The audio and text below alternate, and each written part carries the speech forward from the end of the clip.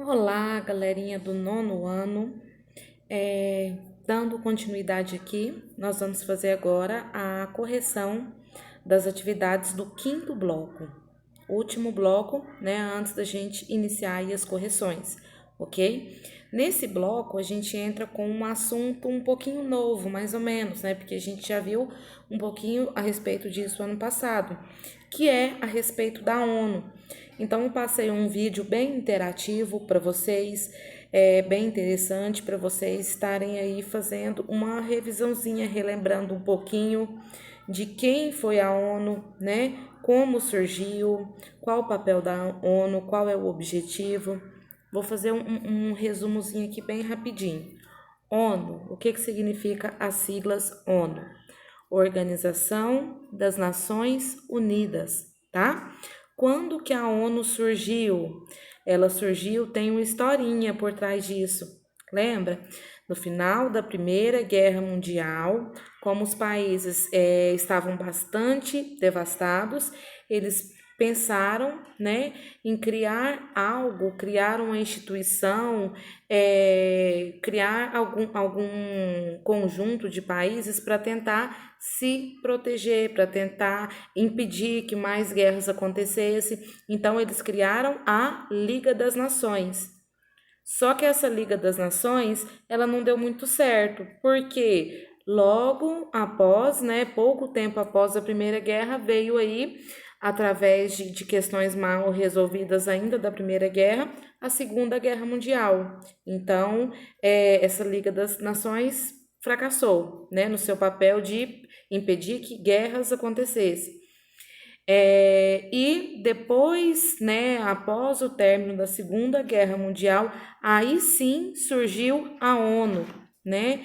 Só que surgiu com outros objetivos, não só com o objetivo de prevenir guerras, mas também surgiu com outros objetivos de proteger a economia, proteger o meio ambiente, né?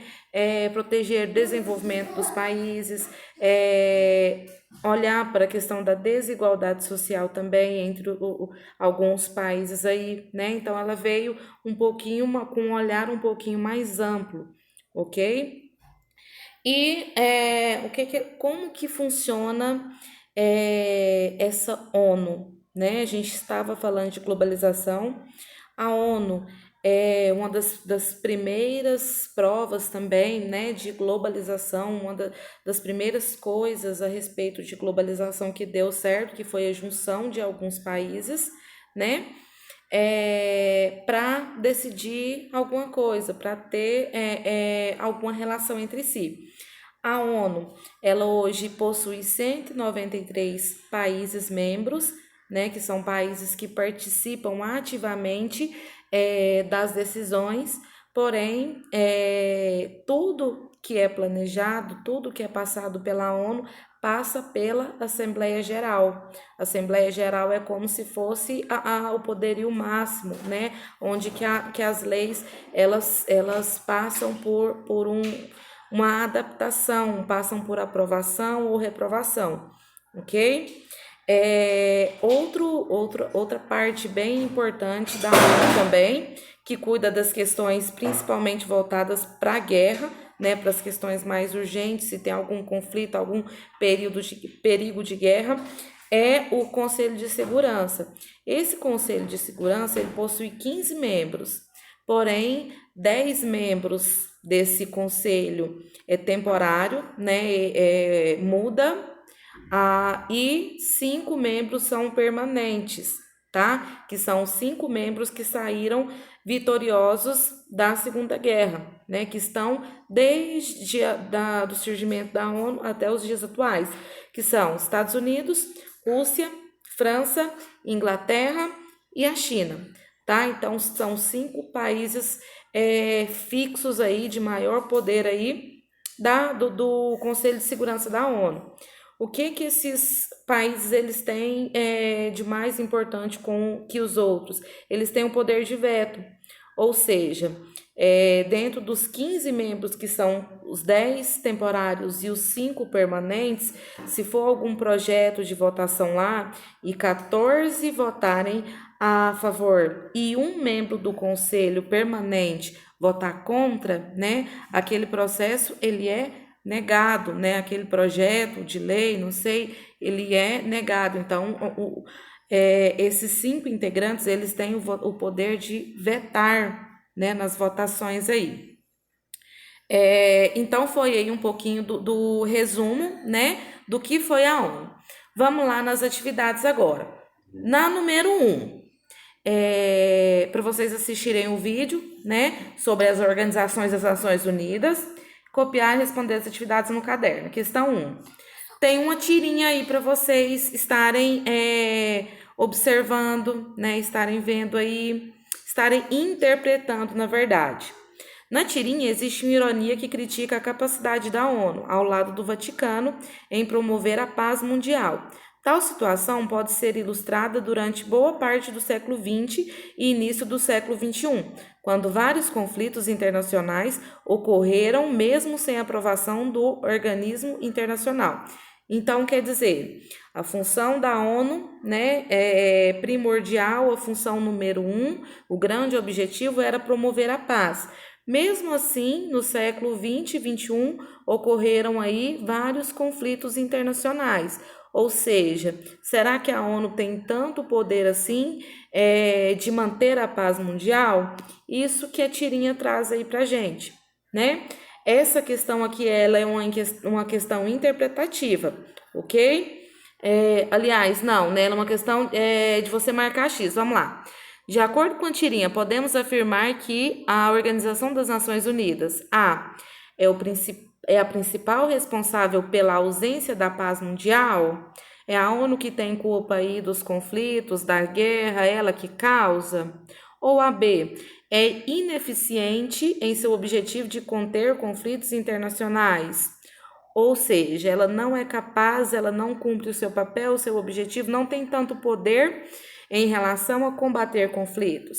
Seria a B, né? Ela não é a causadora, ela não é a responsável dos conflitos, porém, né, ela não tem muito poder, ela é ineficiente, ela falha, né? Mesmo tendo essa instituição para promover a paz, mesmo assim ainda ocorrem conflitos. Então, ela não está cumprindo muito bem o seu papel. Na questão 2, de acordo com o vídeo assistido, como surgiu a ONU? Falei lá no início, né, da explicação para vocês.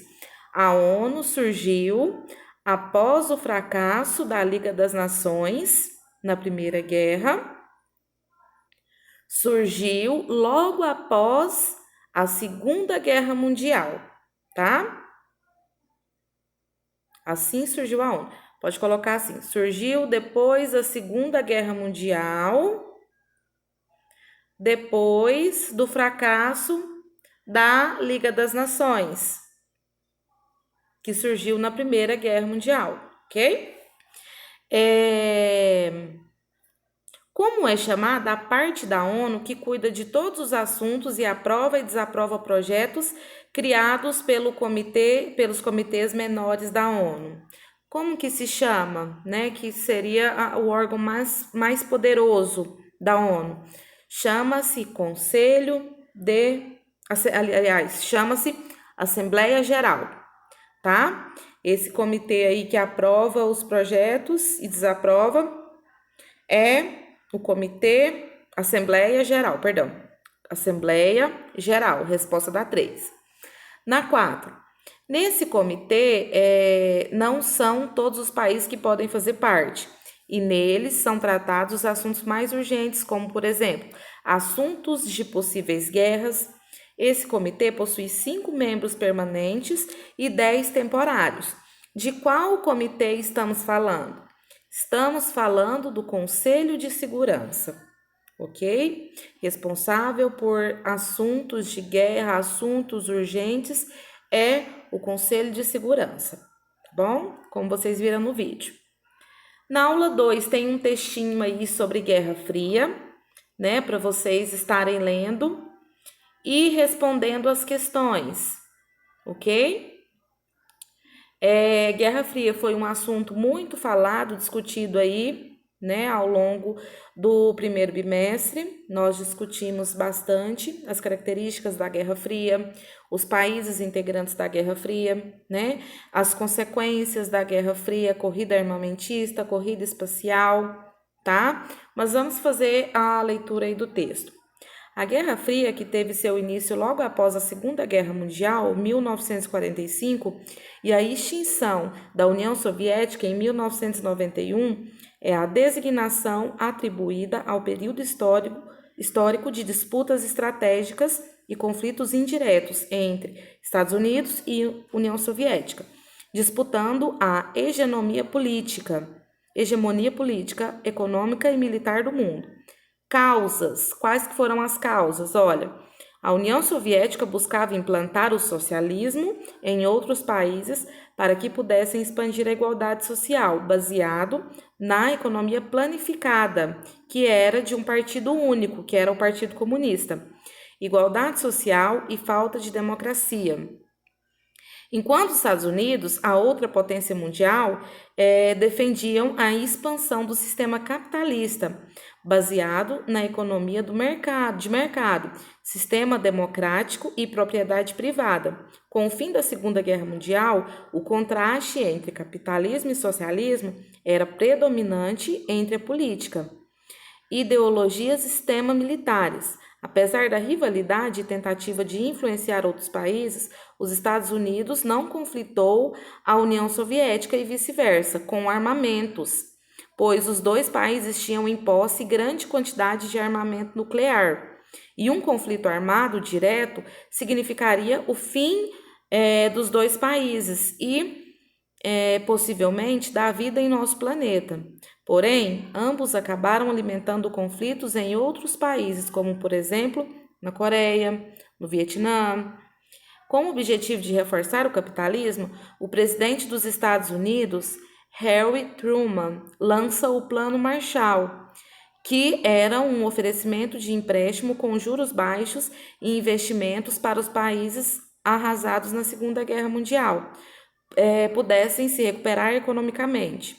A partir dessa estratégia, a União Soviética criou em 1949 o Comecon, que era uma espécie de contestação ao Plano Marshall, que impedia seus aliados socialistas de se interessar ao favorecimento proposto pelo então inimigo político.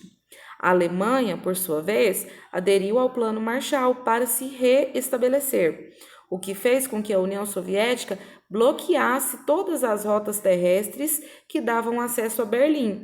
Dessa forma, a Alemanha apoiava os Estados Unidos, abastecia sua parte de Berlim por vias aéreas, provocando maior insatisfação soviética, o que provocou a divisão da Alemanha em Alemanha Ocidental e Oriental. Em 1949, os Estados Unidos, juntamente com seus aliados, criam a OTAN, que é uma organização do Tratado do Atlântico Norte, que tinha como objetivo manter alianças militares para que estes pudessem se proteger em caso de ataques. Em contrapartida, a União Soviética assina com seus aliados o Pacto da Varsóvia, que também tinha como objetivo a união das forças militares de toda a Europa Oriental. Origem do nome.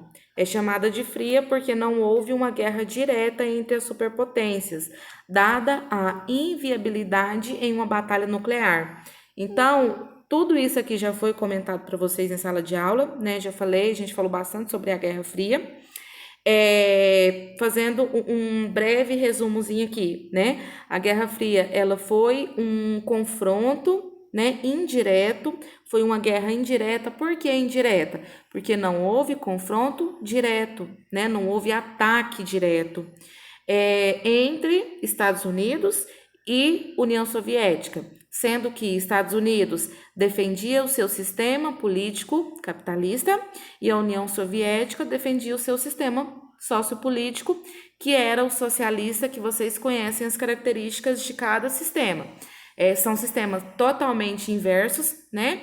E a gente viu que apesar desse período que não houve confronto direto, o terror instalado no mundo inteiro era muito grande, porque havia sempre aquela preocupação de um país atacar o outro. No caso de um país atacar o outro, eles tinham armamento, eles tinham armas nucleares que poderiam causar até a destruição do nosso planeta. Armas nucleares muito potentes, eles tinham um alto poder bélico, né, que é um poder armamentista muito grande, tá? Então, o medo, o terror implantado na época foi muito grande. A gente estudou um pouquinho que teve 2 períodos também, que foi a corrida armamentista, né? Onde cada um dos países queriam se destacar mais na questão tecnológica, na questão bélica, na questão de armamento e tecnologia, e a questão, a corrida espacial, né? Que era onde os dois queriam demonstrar tecnologia no espaço, né? Um mandando um homem ao centro da Terra, o outro mandando a Lua, né? E assim foi como vocês estudaram aí, ok? Então vamos lá, nas atividades. Explique com suas palavras as principais características da Guerra Fria. Acabei de falar, né? Confronto indireto entre Estados Unidos, União Soviética, Estados Unidos defendendo do lado do capitalismo, União Soviética do lado do socialismo. Não houve confronto direto, porém o terror foi instalado porque os dois países eram muito fortes em questão de armamento, tá? Mas pode colocar aí de acordo com as suas palavras. São várias características que dá para vocês abordarem aí. Na questão 2, observem a imagem, né? Aí tem alguns países aí, ó, a China, a Germânia, Alemanha, né? Alguns países aí estão tidos aí como enterrado. Essa imagem pretende, e os Estados Unidos lá, né, no barquinho lá, como responsável. Essa imagem pretende, na letra A, convencer as pessoas sobre o perigo do comunismo? Não, porque os Estados Unidos não era comunista, né? Comprovar a ação ofensiva do capitalismo? Pode ser. Demonstrar a superioridade do capitalismo? Pode ser também. Denunciar a situação precária do comunismo? Também não, aí não tem muito a ver com o comunismo. Então, a gente ficaria entre a letra B, comprovar a ação ofensiva do capitalismo, né? Ou demonstrar a superioridade do capitalismo. Mas aí eu acho que essa imagem aí, ela dá mais leque para a gente interpretar e responder a letra C, que aí nessa imagem queria demonstrar a superioridade, enquanto os outros países estavam lá enterrados na lama, estavam mal, né, estavam mortos, os Estados Unidos estava lá no bem bom, né? Então, para demonstrar a superioridade, ok? Letra C. Na questão 3, analise a imagem a seguir. A foto revela o momento da Guerra do Vietnã, que aconteceu em 1965 a 1975.